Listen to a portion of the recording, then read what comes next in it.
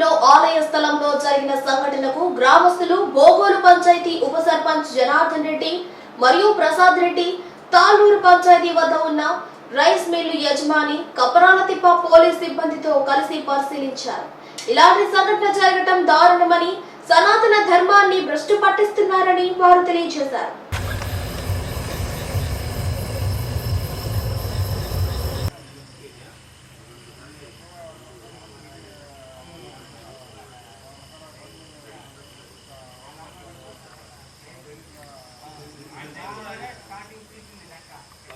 కాలు పెట్టాలి దిగిపోయాకే మళ్ళీ ఏడు నుంచి అడిగిపోయాడిని ఒక పురాణం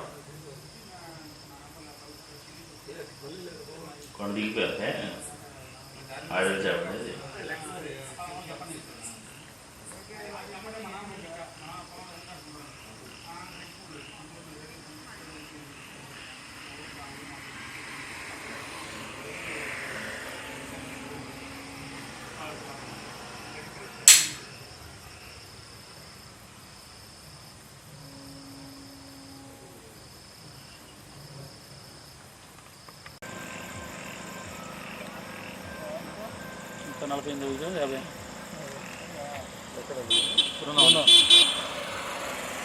ఇంకా టైం ఉంది కదా అదే అనుకున్నాం. ఇక 3 రోజులు నాడు ఇంట్లో ఇక జరిగింది. కొబ్బరికాయలు కానీ పూలమాలకు కానీ హిందువుల యొక్క పండుగ వచ్చిందనుకో, వినాయక చవితి వచ్చిందనుకోండి, ఎంతమంది అన్నమతస్తు బతుకుతున్నారు.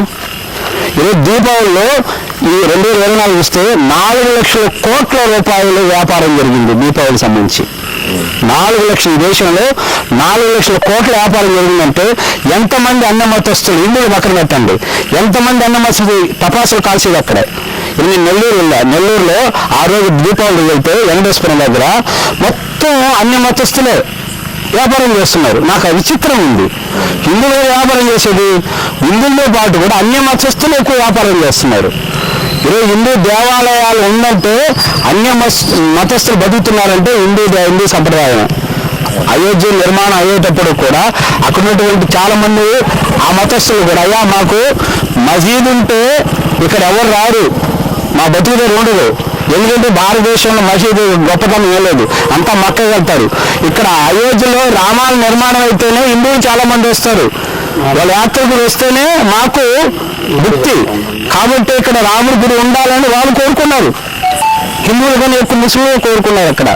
కాబట్టి ఇదొక పథకం ప్రకారం ఇందాక చెప్పినట్టు హిందువులు సహిస్తారు. చాలా పరోపకారాయ ఫలంతి వృక్ష అంటారు. పరువుల కొరకే మనం మంచి చేయాలా అనేటువంటి ఏదైతే ఉందో, హిందువులు మొదటి నుంచి అతిథి దేవోభవ అంటారు. అతిథులను గౌరవించే సంస్కారం హిందువుల్లో ఉంది. ఇది వంట పట్టించుకున్నారు కాబట్టి హిందువుల మీద దాడి జరుగుతున్నా సరే, హిందువుల మీద అగత్యాలు జరుగుతున్నా సరే, లవ్ జిహాద్ పేరుతో అమ్మాయిలు ఎత్తుకెళ్తున్నా సరే హిందువులు సహిస్తున్నారు. ఇది మంచిది కాదు. హిందువులు నిద్ర లేస్తున్నారు.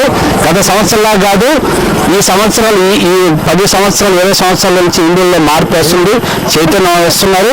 రాజకీయాలు వాళ్ళ ఇంట్లోనే పెట్టుకుంటున్నారు, కులాలు వాళ్ళ ఇంట్లో పెట్టుకుంటున్నారు. హిందూ ధర్మం కోసం అందరూ కూడా బయటకు వస్తున్నారు. ఈ హిందూ ఇట్లా బయటకు వస్తే మాత్రం ఉప్పున పెరిగిందనుకోండి, ఆ ఉప్పుల్లో కలిసిపోతుంది. మీరందరూ కూడా జాగ్రత్త పడండి. ప్రపంచ మొత్తంలో నేను చెప్పేది కాదు, చాలా మంది ఇతర మతస్థులు చెప్తున్నారు హిందూ ధర్మం ఉంటే ప్రపంచం ఉంటుంది. ఎందుకంటే హిందువులు ఎవరి మీద దాడి చేయలేదు. మా మతాలకు రండి, మా దేవుని నమ్ముకోండి అని. ఇతర మతాలు ఇక్కడ వచ్చిన వాళ్ళ ఇతర మతాస్తులు కూడా ఇంతకుముందు చెప్పే గులాం నబీ ఆజాద్ కూడా మా తాతలు కూడా హిందువులే. కాంగ్రెస్ ఉన్నటువంటి ఆయన మా తాతలు కూడా హిందువులే. ఫరూక్ అబ్దుల్లా జమ్మూ కాశ్మీర్ ముఖ్యమంత్రి గతంలో ఆయన కూడా చెప్పాడు మా తాతలు కూడా మీ హిందువులని. కాబట్టి ఇక్కడ అందరూ కూడా గత సంవత్సరాలకు అనేక సంవత్సరాలు హిందూ రక్తం ప్రవహిస్తుంది. ఏదో కారణం చేత, ఏదో లబ్ధి చేత వెళ్ళారు కానీ, ఏదో ఆశ చేత వెళ్ళారు కానీ, ఏదో ప్రలోభ చేత వెళ్ళారు కానీ, అందరూ కూడా హిందువులే.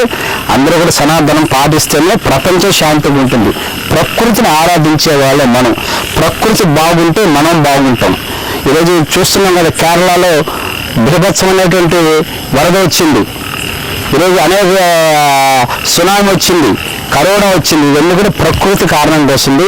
ప్రకృతిని ఆరాధించాలి. ఆరాధించే ధర్మం ఏదైతుంది హిందూ ధర్మం. లోక సమస్త సుఖినో భవంతు.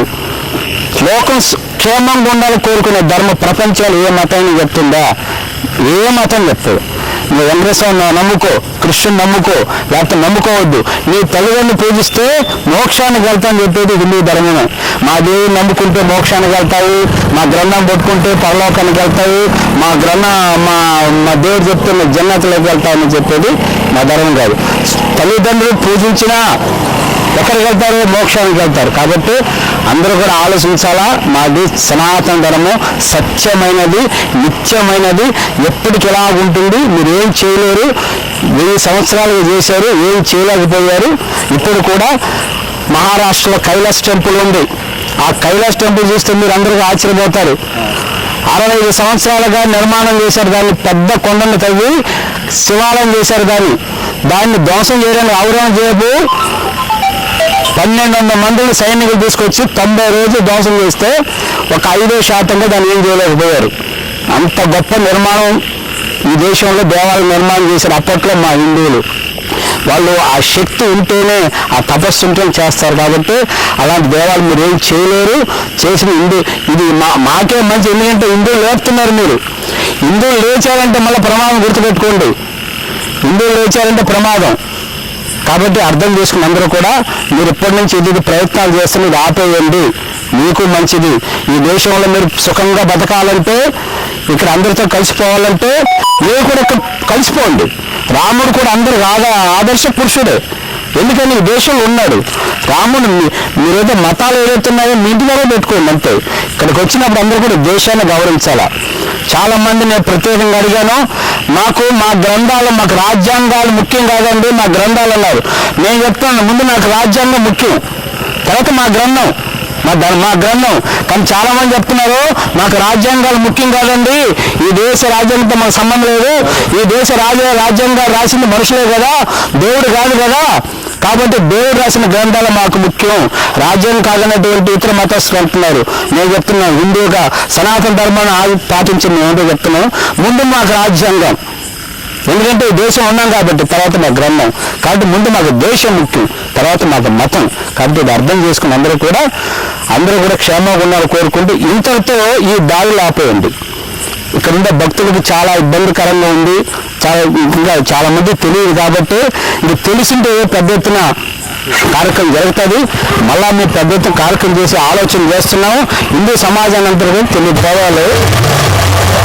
కొత్తూరు నుంచి తాలూరు వెళ్ళే రోడ్డు మార్గంలో స్వామివారి పొలాలు మాకు తెలిసిన మా తాత ముత్తాతల నుంచి ఇక్కడ స్వామివారి పొలాలు. ఫస్ట్ స్వామివారి ప్రసన్న వెంకటేశ్వర స్వామి కొండ మీద ఎలా ముందు ఇక్కడ పాదాలతో ముందు ఇక్కడ ఆగి, అక్కడ తర్వాత ప్రసన్న వెంకటేశ్వర స్వామి కొండపిట్టులో వెలిసినాడు.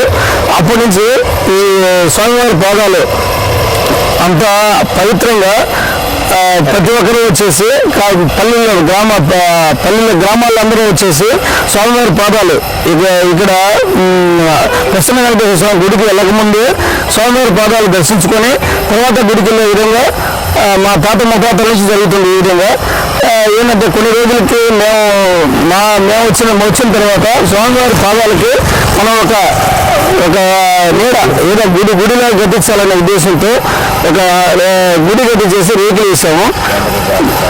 ఇప్పుడు ఆ విధంగా ప్రతి ఊరు మేము ఒక 15 సంవత్సరాల నుంచి సుమారుగా స్వామివారి పాదాల దగ్గర కళ్యాణానికి తరుణాలు బియ్యం అన్నీ కూడా తీసుకెళ్తే అంగరంగ వైభవంగా స్వామివారి పాదాల దగ్గర పూజలు చేస్తూ ప్రతి ఒక్కరికి స్వామివారి పాదాలంటే నమ్మకంగా ఆప్యాయతతో దేవుడి మీద నమ్మకంతో స్వామివారి పాదాల దగ్గరికి వచ్చి మేము నమస్కారం చేసుకొని స్వామివారిని ప్రార్థించుకుంటున్నాము. ఈరోజు 20వ తారీఖు దురదృష్టవశాత్తు మధ్యాహ్నం 2 గంటల టైంలో స్వామివారి పటాలు,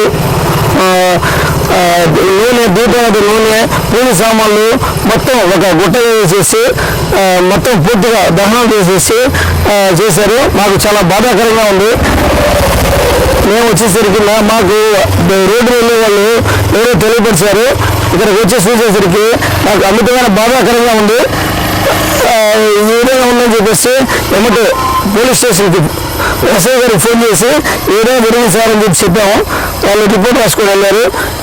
ఈ విధంగా చేసిన వ్యక్తులు ఎక్కడున్నా కూడా కఠినంగా శిక్షించవలసిందిగా మనం చేస్తున్నాం. నా పేరు మనగాల జనార్దన్ రెడ్డి, మాది బోగోలు బెట్లగుంట, చెంచలక్ష్మీపురం. ఇక్కడ శ్రీవారి పాదాలు అనేది తాళ్ళూరు రూట్లో ఉంది. దాని దగ్గర ఈ రోజున కొన్ని అనివార్య కారణాల వల్ల ఆ గుడిలో ఉండే పటాలు అవన్నీ ఒక కోగా వేసి తగలబెట్టారు. అది చాలా బాధాకరంగా ఉంది. ఇది కొన్ని సంవత్సరాల నుంచి ఇది ప్రతి తిరునాళ్ళ టైంలో, కొండబెట్టగుంట తిరునాళ్ళ టైంలో ఇక్కడ ముందు దర్శించుకొని ఇక్కడ నుంచి అక్కడ కొండబెట్టగుంటకు వెళ్తారు గ్రామస్తులంతా. అది అటువంటి స్థలంలో ఈ విధంగా జరగటం చాలా బాధాకరంగా ఉంది. అది ఎప్పుడు నుంచో ఉన్న ఇది, ఇప్పుడు కాదు, ఎప్పుడో తాత ముత్తాతల నుంచి జరుగుతున్నది. ఇది కొన్ని ఈ సంవత్సరాల నుంచి జరిగింది కాబట్టి ఈరోజు ఈ విషయం జరిగిన దానికి ఒక బాధ అనేది ఇదిగా వస్తుంది. ఇది ఎవరు చేసింది అనేది, అసలు ఎందుకు చేయాల్సి వచ్చింది అనేది కూడా అర్థం కావట్లేదు.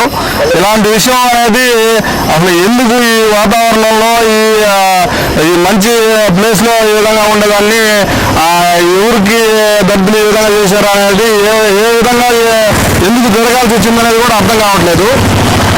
ఇది ఒక అవాంతర విషయం. ఈ గ్రామాలలో తాళ్ళూరు కానీ, బోగోలు కానీ, ఈ పక్క చెన్నారెడ్డిపాలెం అన్ని జనాలు వచ్చి ఇక్కడ దర్శించుకొని పోతుంటారు. ఇలాంటి దానికి ఈ విధంగా జరిగింది. ఇది ఏదో కీడు విషయం జరిగినట్టు ఉంది. ఇది ఒక పెద్ద బాధగా ఉంది మాకు.